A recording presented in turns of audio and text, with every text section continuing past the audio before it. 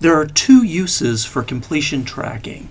First, you can let students track their own progress by providing a checkbox in Moodle to allow them to check off the things that they've completed. Second, you can track their completion and even force them to do something before they do something else. So I'm going to show you both of these things.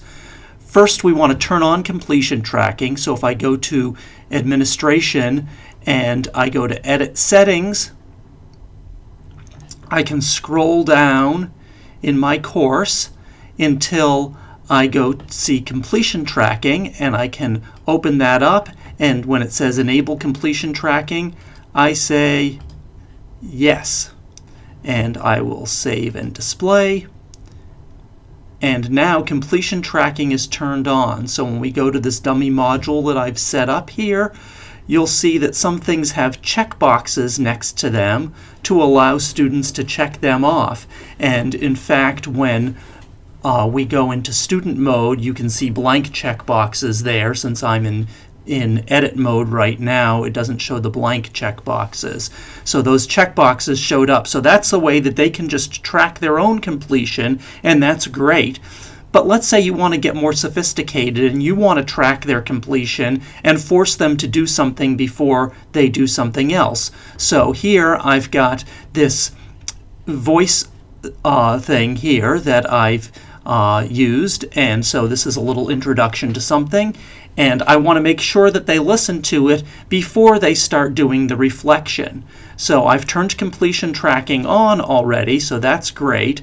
So the next thing I need to do is set up what it means to complete listening to this. So I'm going to go to Edit Settings, and now when I scroll down to activity completion, this lets me set up what it is that activity completion means.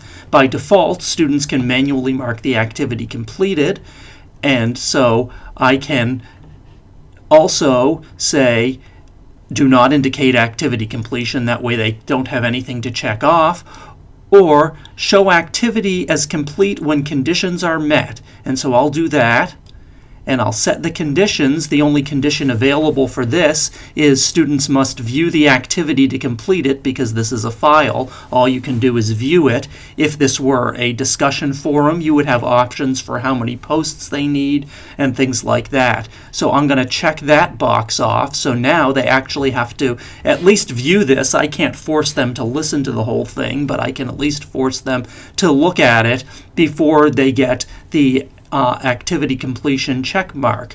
So I will save and return to course.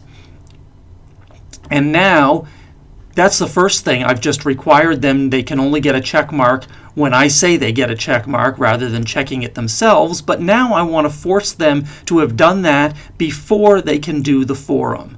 So I am going to go to the forum, select Edit Settings, and now when I scroll down, I'm going to look at Restrict Access. I love Restrict Access. I do a lot of access restriction, particularly with groups. I sometimes restrict access to things by group, but here I'm going to restrict access by adding a restriction and saying that they have to complete a certain activity. So I'll click on Activity Completion, and now I have to choose the activity that they must complete before they can view this forum.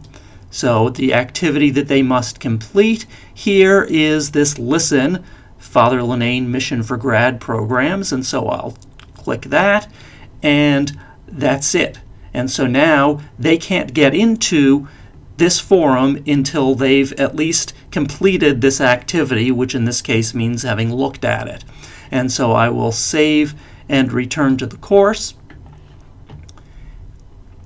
And now you can see that it's put a little note here at the bottom of the forum to say that the activity Listen, Father Linane Mission for Grad Programs, is marked complete, is the only way that this will be available to them.